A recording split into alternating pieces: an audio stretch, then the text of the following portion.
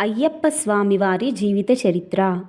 అమృతం కొరకు దేవతలు రాక్షసులు కలిసి క్షీరసాగరమును మందర పర్వతము కవ్వముగా చేసి వాసుకి అను సర్పమును తాడుగా చేసి మదించు సమయమున ముందుగా ఉద్భవించిన హాలాహలమును గాంచి భయభ్రాంతులై అందరూ పరుగులు తీస్తుండగా అది చూసిన పరమేశ్వరుడు హాలాహలమును మృంగి ఆ వేడిని తట్టుకోలేక తన కంఠమందు బంధించి గరళ కంఠుడై వెడలను. అందులకు సంతోషించిన దేవదానవులు మరల క్షీరసాగరమును మదించగా అమృత భాండము లభించినది.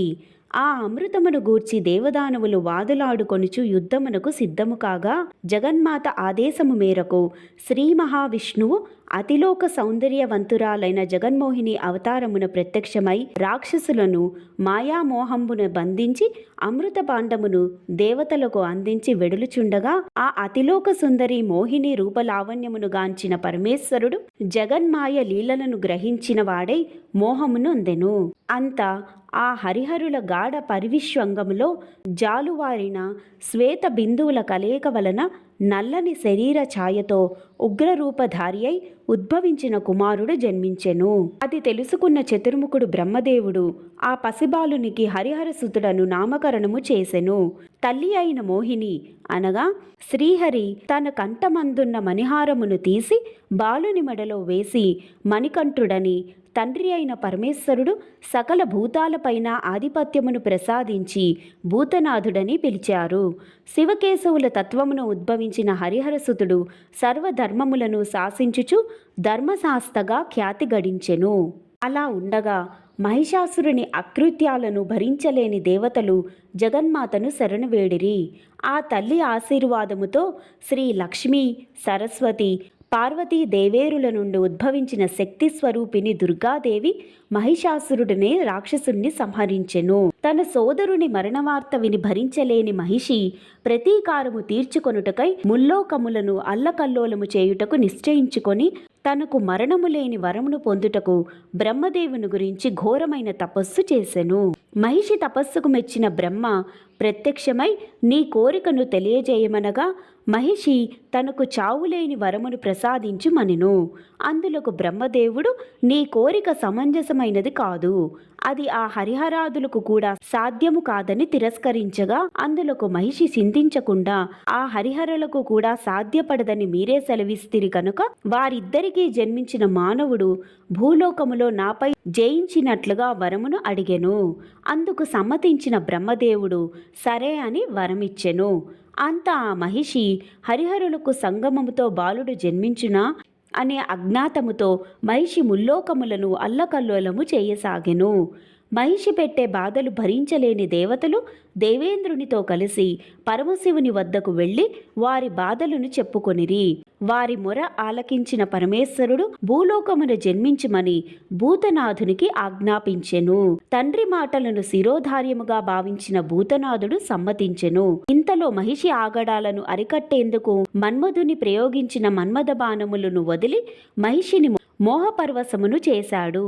అలానే దత్తాత్రేయుడు కూడా మగమహిషముగా మారి కామవాంఛలకు లోబడ్డ మహిషిని లోబరిచి భూలోకమందున్న అలుదా నదీ తీరమునకు తీసుకొని పోయి కామకేళి విలాసములతో మైమరిపించుచుండెను. కేరళ దేశమునందు పందల రాజ్యమును పరిపాలించు రాజశేఖర పాండ్యుడు అని రాజు ఉండేవాడు. అతడు పరమ శివభక్తుడు. ఆయన భార్య సాధ్వీమణి కూడా శ్రీ మహావిష్ణువు భక్తురాలు. అయినా వారికి చాలా కాలం వరకు సంతానము కలగలేదు. ఒకనాడు రాజశేఖర పాండ్యుడు పంబా నదీ తీర అడవి ప్రాంతములో క్రూర మృగముల బాధ పడలేక తన పరివారమును వెంటబెట్టుకొని వేటకు వెళ్ళాడు. అంతలో పంబా నదీ తీరమున సర్పము నీడన పవలించి ఏడుస్తున్న బాలుని గాంచినంతనే అబ్బురపడి ఆనందముగా బాలుని ఎత్తుకొని ఈయన ఆ భగవంతుని వరప్రసాదముగా భావించి ఆ బాలుని గొనివచ్చి మహారాణికి అందించెను. ఆమె మహా ఆనందముగా బాలుని ఎత్తుకొని అక్కున చేర్చుకొని ఆనంద పరవశురాలైనది. ఆ బాలుని కంఠమున మణిహారము దివ్యకాంతలు వెదజిల్లుతున్న ఆ బాలుని మణికంఠుడని నామకరణము చేసి ఆ దంపతులు అల్లారుముద్దుగా పెంచుకున్నారు. ఆ మణికంఠుడు అడుగుపెట్టిన మహత్యమో ఏమో గాని మొత్తానికి పందల రాజ్యము సుభిక్షముగా నుండెను. అంతనే కాక పందల రాణి కూడా గర్భము దాల్చి ఒక కుమారుణ్ణి ప్రసవించెను. వారి ఆనందములకు అవధులు లేకుండెను. మణికంఠునికి 5వ ఏట రాగానే అక్షరాభ్యాసము గావించి విద్యాభ్యాసమునకు గురుకుల ఆశ్రమమునకు పంపిరి. అక్కడ మణికంఠుడు అనతి కాలములోనే సకల విద్యలు అభ్యసించి సకల శాస్త్ర పారంగతుడై గురుదక్షిణగా గురుపుత్రునికి మాటను మరియు దృష్టిని ప్రసాదించెను. ఇంతలో ప్రజలను భయభ్రాంతులను చేస్తున్న వావరు అను బందిపోటు దొంగను ఎదుర్కొని అతనిని మణికంఠుడు ఓడించి తన భక్తునిగా మార్చి స్నేహితునిగా చేసుకొనెను. దినదిన ప్రవర్ధమానమై దివ్యకాంతులు వెదజిల్లుతున్న మణికంఠుని చూసి ఓర్వలేని మహామంత్రి సింహాసనమును తనే అధిష్ఠించునేమో అనుకొని ఎలాగైనా తనని తప్పించాలని అనేక పన్నాగాలు పన్నెను. ఇంతలో మహామంత్రి మహారాణి వద్దకు పోయి తమ సొంత కుమారుడు ఉండగా ఎక్కడో దొరికిన అనామకుడికి సింహాసనం అధిష్ఠించి యువరాజుగా పాలించే అర్హత లేదు యను నెపంతో రాణిగారికి దుర్బోధ చేసి మహారాణి అనుజ్ఞతో మణికంఠునిని అనేక కష్టాలు పెట్టించెను. కేరళ రాజ్య మాంత్రికులచే మహామంత్రి అనేక ప్రయోగములు చేయించగా పరమేశ్వరుడు అడ్డుకుని మణికంఠుని కాపాడేవాడు. అంతటితో చాలక మహామంత్రి విష ఆహారమును పెట్టించెను. దానిని శ్రీహరి పంపిన గరుత్మంతుడు విషాన్ని తీసి అమృతమును చిలకించి కాపాడి వెళ్ళాడు. మణికంఠుని వదిలించుకొనుటకు ఏ కుతంత్రములు ఫలించటలేదని నిరాశ నిస్పృహలకు లోనై చివరి ప్రయత్నంగా మహారాణికి శిరోవేదన మొదలైందని నాటకమాడి పరీక్షించుటకు వచ్చిన రాజవైద్యులు ప్రలోభాలకు లోనైన వారై మహామంత్రి మాటలు విని అప్పుడే ప్రసవించిన పులిపాలు తెచ్చిన వ్యాధి నయమగును అని సెలవిచ్చేరు. ప్రసవించిన పులి ఎదుట నిలబడగల వారెవ్వరూ అని మహారాజు చింతాక్రాంతుడైనాడు. పులిపాలు తెచ్చి పెంచిన తల్లిదండ్రుల రుణమును తీర్చుకొనుటకై మణికంఠుడు అనుజ్ఞ అడుగగా మహారాజు కుంగిపోయాడు. పట్టువదలని మణికంఠుడు మరీ బ్రతిమాలి మహారాజు అనుజ్ఞ ఇవ్వక తప్పలేదు. పులిపాల కొరకు బయలుదేరిన మణికంఠునికి పందలరాజు ఎత్తిన ఇరుముడిని తలపై దాల్చి చేతిలో విల్లమ్మలు ధరించి వస్తున్న మణికంఠునికి అడవి దారిలో దేవేంద్రుడు ఎదురై స్వామి యొక్క జనన వృత్తాంతమును తెలిపెను. మహిషి ఆగడాలు మితిమీరిపోయాయి, సంహరించుటకు తగిన సమయము ఆసన్నమైనదని సెలవిచ్చాడు. అందుకు స్వామివారు దేవేంద్రుడికి మరియు దేవతలకు అభయమిచ్చి అలుదా నదీ తీరము వైపు పయనమైనాడు. అచ్చట దత్తాత్రేయుడు మగమహిషి రూపము దాల్చి దేవలోకమునకు వెళ్ళెను. తన చెలికాడు ఎచటకు వెళ్ళాడో తెలియని మహిషి రంకెలు వేయుచు వెతుకుచుండెను. ఆ సమయమున నారద మహర్షి మహిషికి ఎదురై నిన్ను సంహరించుటకు బాలుడు వస్తున్నాడని చెప్పి వెళ్ళిపోయెను. ఆ మాట వినగానే మహా ఉగ్రురాలై మహిషి కరుడుగట్టిన రాక్షసత్వంతో జులు విదిలించి స్వామిని మానవ మాతృడుగా తలచి ఎదుర్కొనెను. వారిరువురి మధ్య ఘోరమైన యుద్ధము జరిగినది. మణికంఠుడు తన 2 చేతులతో మహిషిని లేవనెత్తి గిరగిరా త్రిప్పుతూ అలుదా నదీ తీరమున పడవేశను. అంతట మహిషిలో నుండి శాప విమోచనమును పొందిన లీలావతి ప్రత్యక్షమై స్వామివారిని వివాహము చేసుకోమని ప్రార్థించెను. అందుకు స్వామివారు సమ్మతించక, ఈ జన్మలో నేను నిత్య బ్రహ్మచారిణై సకల మానవాళికి రక్షకుడనై ఉండెదను, కాబట్టి నేను నిన్ను వివాహము చేసుకోలేను అని మణికంఠుడు చెప్పగా, అప్పుడు లీలావతి స్వామి వద్దకు పోయి మీకోసమై పరితపించిన నా సంగతి ఏమిటి స్వామి అని అడుగగా, మణికంఠుడు ఆమె వద్దకు పోయి దేవి, నీవు కూడా నా ప్రక్కనే మాళిగా పురోత్తమ్మగా వెలుగొంది, నాతో పాటు నీవు కూడా పూజలు అందుకొని నా దీక్షభూని వచ్చిన స్వాములను బాధించక కాపాడి ఉండమని సెలవిచ్చెను. అప్పుడు మంజుమాతాదేవి స్వామివారితో తమ వివాహము సంగతి చెప్పండి అని అడుగగా, దేవి మొదటిసారి మాల ధరించి కన్నస్వామిగా 41 రోజులు దీక్ష పోని ఇరుముడి తలపై దాల్చి నా సన్నిధికి రారో అప్పుడు మనము వివాహం చేసుకుందామని స్వామివారు మంజుమాతకి మాటిచ్చారు.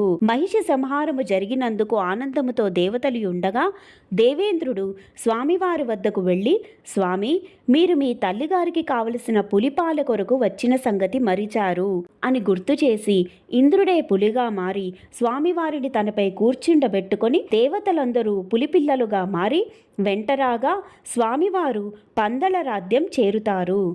ప్రజలు అంతా భయభ్రాంతులై ఉండగా పందలరాజు ఎదురు వచ్చి ఆనందముతో మణికంఠుని కౌగలించుకొని, నాయనా మణికంఠ, నీవు సామాన్యుడవు కాదు, దైవాంశ సంభూతుడివి.